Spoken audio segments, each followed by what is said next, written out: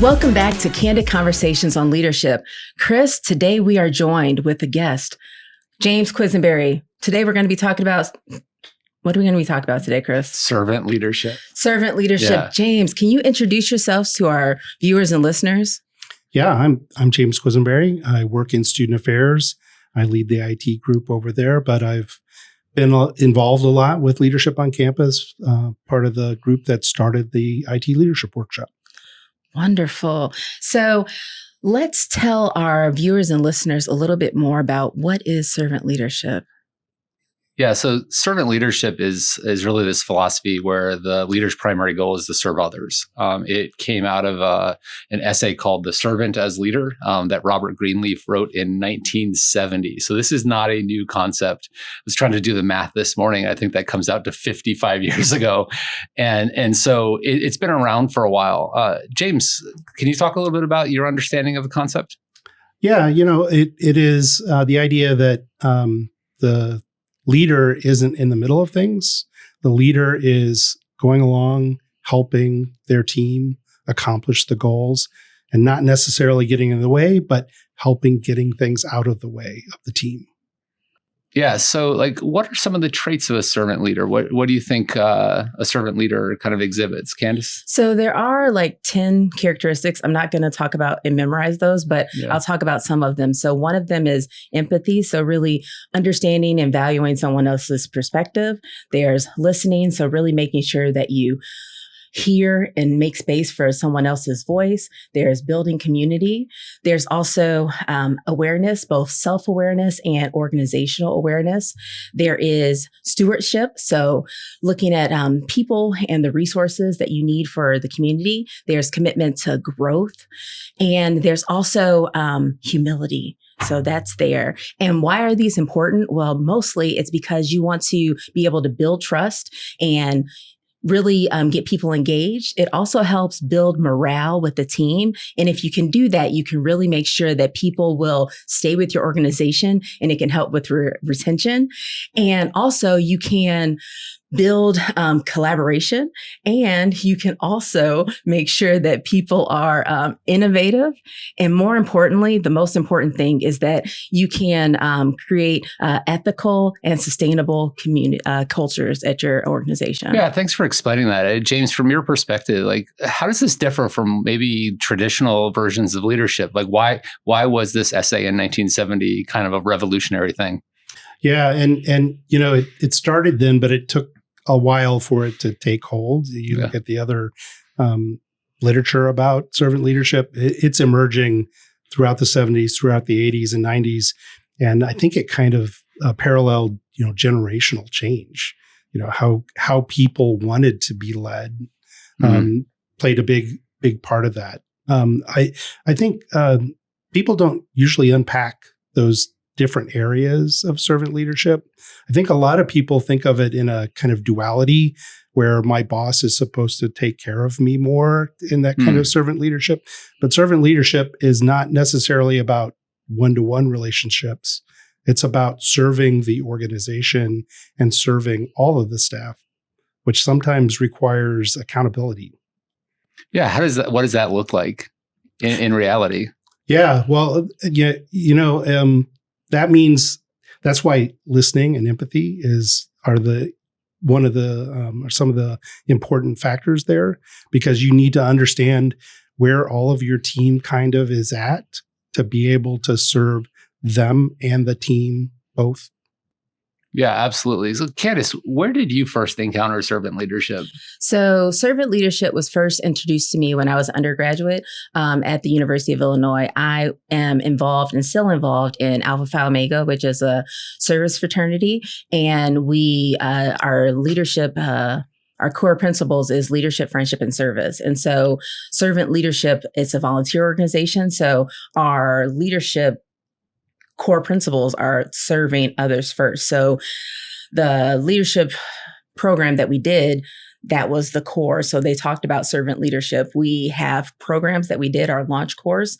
They taught us this servant leadership model. So it said, hey, did you hear so about you've had it as sort of part of your philosophy for a long time. They showed us the pillar. What about you, James? Was there a specific example? I was fortunate to have two parents who modeled servant leadership. I mean, they were both educators, both committed educators, and had that mindset of bringing education to their students in high school, elementary school, college, wherever they were at. They were also both Rotarians, which is a service organization. Their motto is service above self. And you and I both have this connection with Scouting. Yeah, I grew up in Scouting, and Scouting has a strong focus on service to your community, to your colleagues. And so it was kind of built into how I grew up. Yes, you mentioned Scouts, you mentioned your service fraternity. These are institutions that have been around for a long time, and they always had this sort of service aspect to them, like serving others in your community. I think there's a little bit of a different take when it comes to leadership. I mean, if this was a new concept to leadership in 1970, why do we think it's taken leaders of organizations kind of longer to get into this mindset of serving others? And that's a good question. I will go back to, generational change and how people, how we've evolved through, Generation X and millennials and now Gen Z, how those individuals respond to leadership has changed quite a bit from the baby boomers, the greatest generation. Those were very comfortable with hierarchical models of leadership. Yeah. And we're now not in a space where the hierarchical model works anymore. Yeah, I've actually found that there's this like real tension between sort of organizational efficiency and the efficiency of decision making and the agency and autonomy of the people on the team, right? And I think that servant leadership is sort of finding that balance of empowering people, giving them agency and autonomy, but at the same time, not letting that agency and autonomy turn into chaos in the organization. So, how do you find balance in that, either of you? I mean, I think that's a good question. I think you should answer that first, though, Chris. Yeah. Yeah.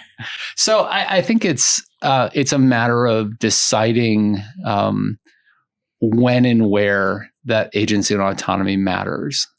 We have on our team, we have one of our sort of guiding values is this idea of disagree and commit. And those two things go together. So when we are coming up with solutions, that's when everyone's voices are at the table and you're very inclusive with things. But at some point, we have to get to a decision and move forward on things. And it's great if we can come to a consensus decision and everyone's like, yes, this is the way to go forward. But sometimes you can't do that. And a leader on the team, more often a manager on the team, a senior manager on the team, will say, okay, this is the way we're going to move forward on this. But then everybody has to commit to that. So there's a little bit of agency and autonomy lost at the end of that commitment if you didn't get your way, if your idea wasn't the one that went forward. But as long as the voices were present at the table when we were coming up with the solutions, I think that's how you kind of find that balance.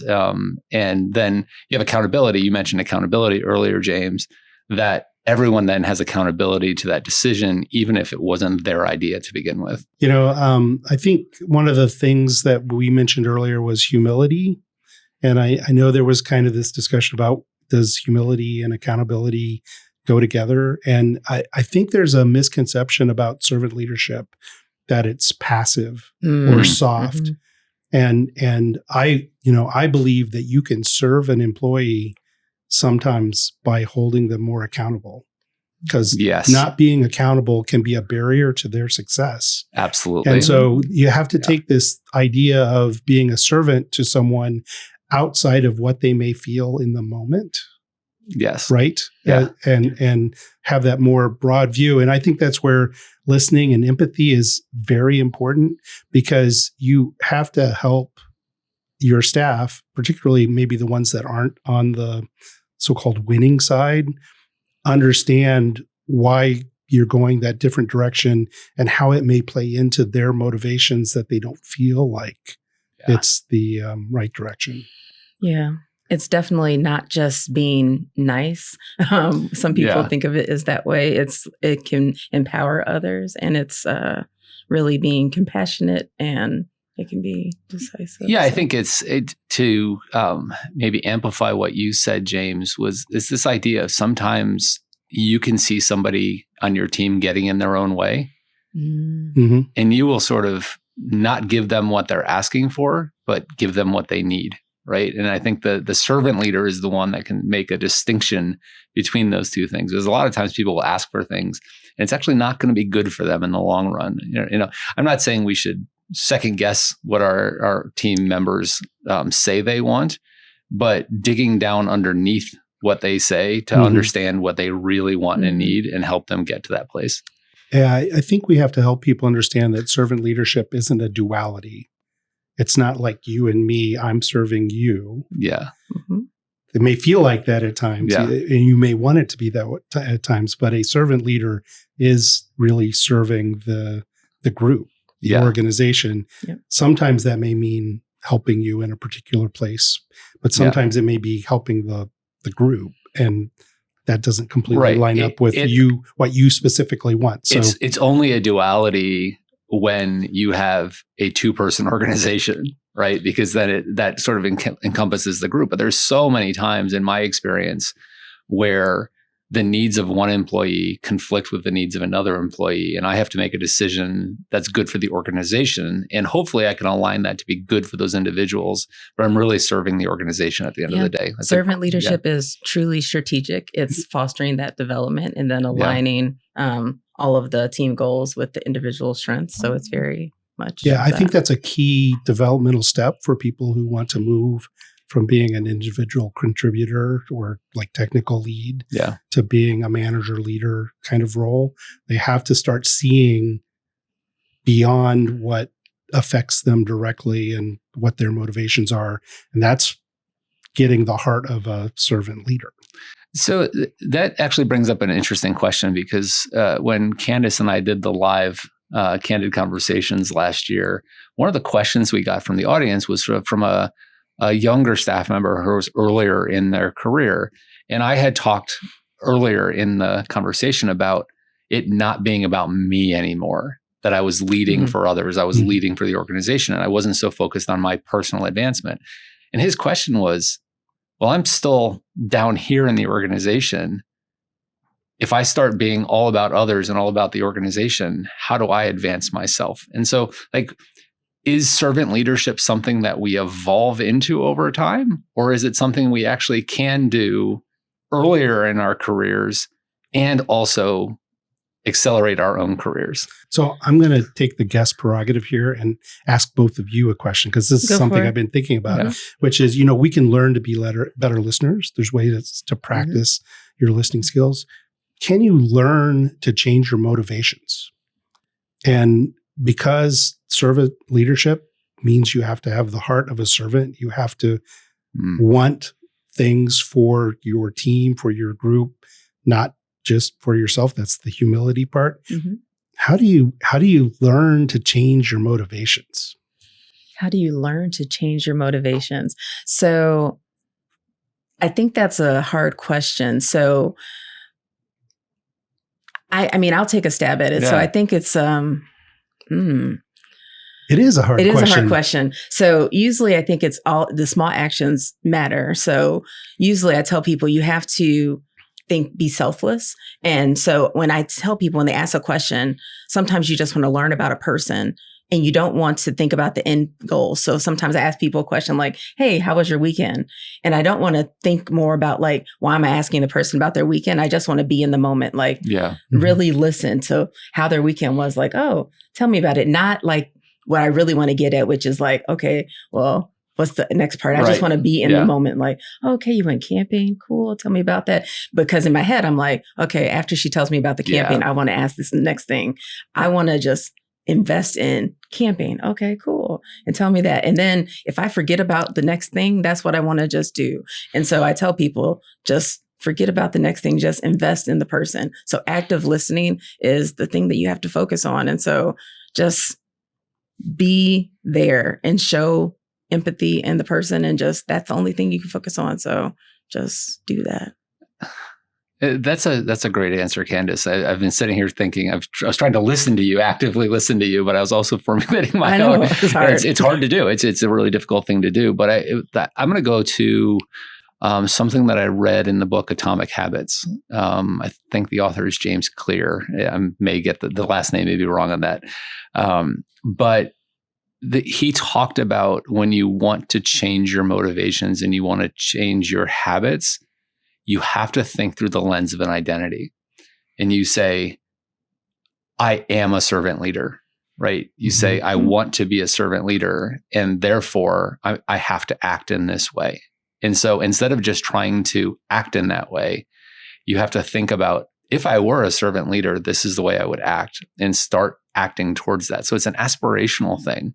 And I think that's how we all evolve. We sort of see where we are, we see where we want to be, and have to figure out what are the behaviors we need to get there. How do you do it, James? Well, so, we talk about the why of why we do things. Yeah. I think exploring that is important for someone who wants to evolve that way. And each of us are involved in things outside of work that are service focused, right? Yeah.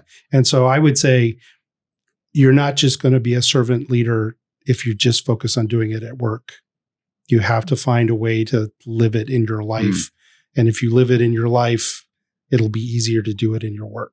Yeah. So for me, that is serving scouting, serving in Rotary. Those are things that are outside of my day job, public service, perhaps. Yeah. Those are outside of my day job where I'm involved for a greater good or a public good outside of, what just affects me. And if you do that, you're expanding your experience with doing things for service sake. Yeah, it's interesting because when we think about motivation, I go back to one of our previous guests, Sparkle Sanders. She had come and done a session with my team, and she does all this work on leadership, and I think it's sort of in the John Maxwell frame of leadership. But one of the types of leadership they talk about that is servant leadership, and she asked somebody in the room to volunteer to say, give an example of someone who they thought was a servant leader. And one of my team members stood up and took the little card and came over and handed it to me and said, Chris is. Really? And I was shocked. I was actually shocked because I don't think I'd ever seen myself through that lens of servant leadership. But I think, James, to your point, I had done scouts. I had done other volunteer things. Like, service to others was a part of me. And I just wasn't seeing myself through that lens because I think I've spent a lot of my professional life advocating for myself. And we've talked about this on the podcast before. And it's just been in the last probably 5 to 10 years that I've started to change that. So I don't necessarily think of myself as a servant leader. I think maybe it just comes a little bit naturally to me. So I don't have to be as intentional about it. Yeah. Sometimes you don't see how others perceive you. Yeah. I was truly shocked. I think I actually got a little bit choked up, which is not unusual for me. But it was this really special moment that people saw me as somebody who was really taking care of the organization and not just focused on my own personal advancement and kind of personal leadership impact. So are there other actions that people that are listening or watching today can take to be more lead like a servant? I think for me, it is really just thinking about what is good for the organization, and not just what you think is good and what is good for you. I mean, at the end of the day, that's the question you have to ask. And if you interject that question into your decision-making process, not to paralyze you in your decision-making process, but just especially for the big decisions, right? You don't have to do this for every little decision all day long. But for the big decisions, really be thinking through that organizational lens, through the lens of, is this going to be good for the people in our organization? Is this going to be good for our organizational outcomes? That's the criteria that I would use. Yeah, I think there's a lot to be said for developing humility, because that's something that maybe not everybody comes with, and I think it's something something you can learn. To your point, Chris, I think I've talked to you about this before, but one of the challenges that I have as a leader is when what I think is the right decision seems to be of value to me personally. And I get caught at times in like overanalyzing whether I'm doing this to serve myself or I'm doing this to serve the organization.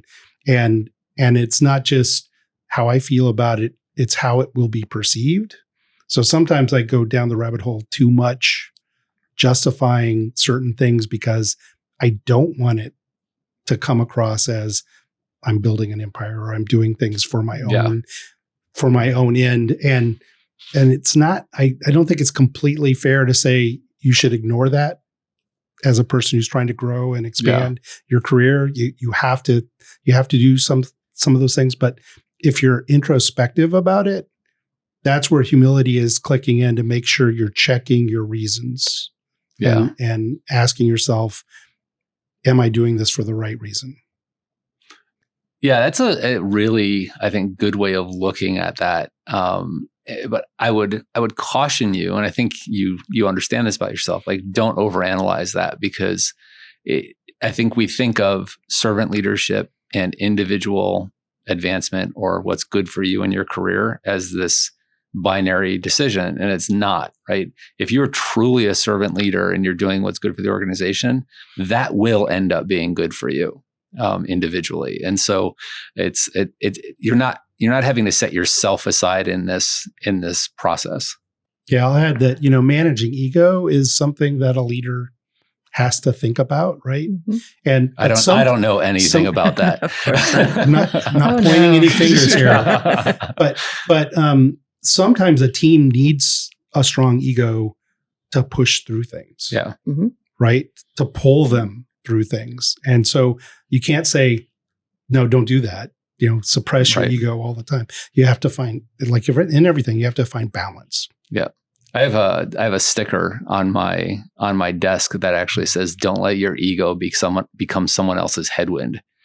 Right. And if it's a tailwind, an ego can be a great thing. You just don't want it to be the organizational headwind.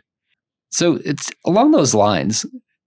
How does servant leadership coexist with high performance and strong results? Right. We think of these like really high performing organizations. They have this leader that just drives them to success. That's more of a traditional look at things.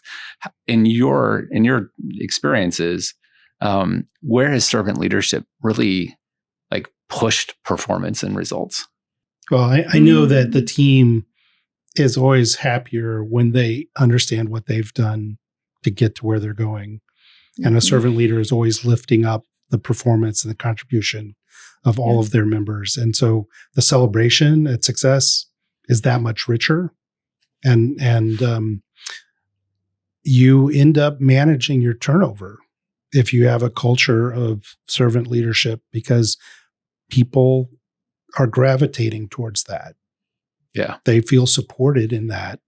They trust the person in charge, and that's important. We know how important it is to trust the person in charge and what it can do to the soul of an organization or a country when a lot of people are not comfortable with that.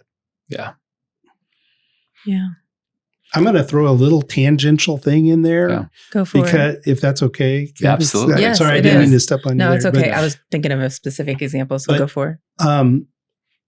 Being coached or being mentored is an important part of servant leadership.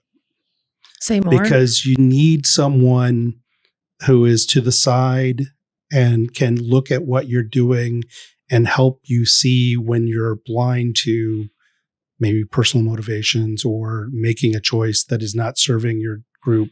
And the best person to do that is someone you've built a relationship with and maybe not is in the middle of what you're doing, but is there to help you work through it. And that's what I think it's hard to say a servant leader is a good servant leader if they can't tell you who their mentor is or who their coach is.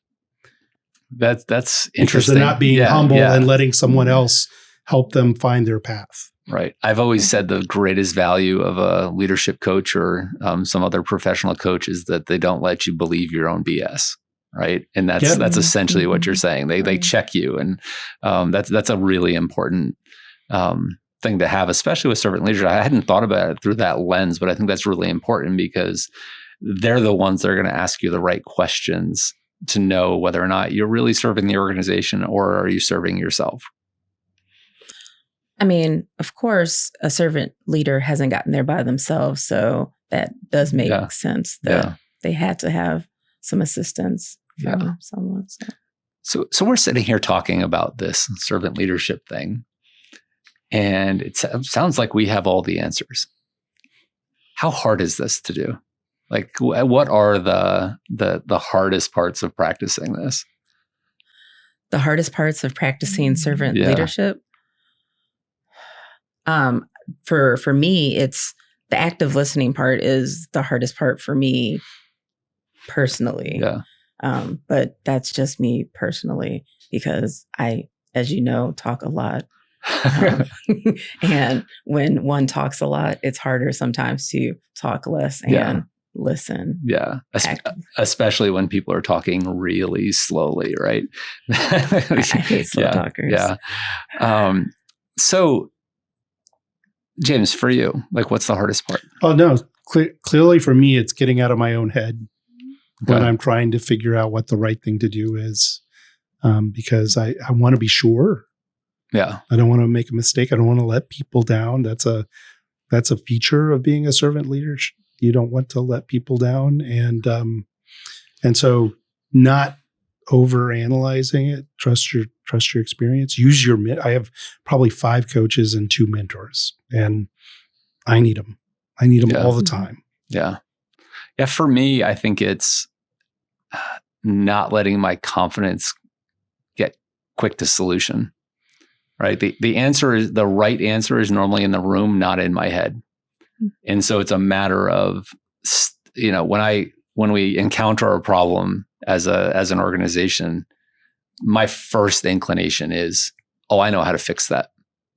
But I really have to squelch that and then put it out there. And it may end up coming back to the exact same answer I had in the beginning, but you're making sure that it's a good answer for the organization rather than the one that you just think is the good answer.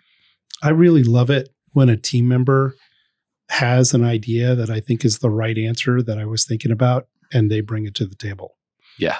I love that. Yeah. Because then they can get the credit for it. They should get the credit for it because they came to it too. Yeah. But then it's not like that, again, back to that hierarchical. Yeah.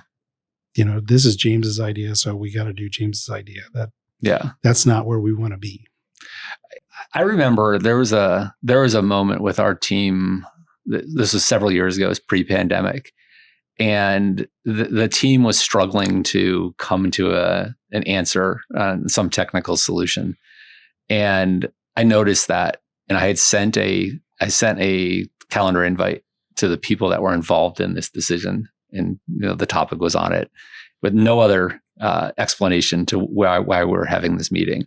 I wasn't in the room, but someone shared with me afterwards that invite came in, and somebody stood up, and it was a shared office space. Somebody stood up and said, "We need to figure this out before this meeting, or else Chris is going to tell us how to solve this."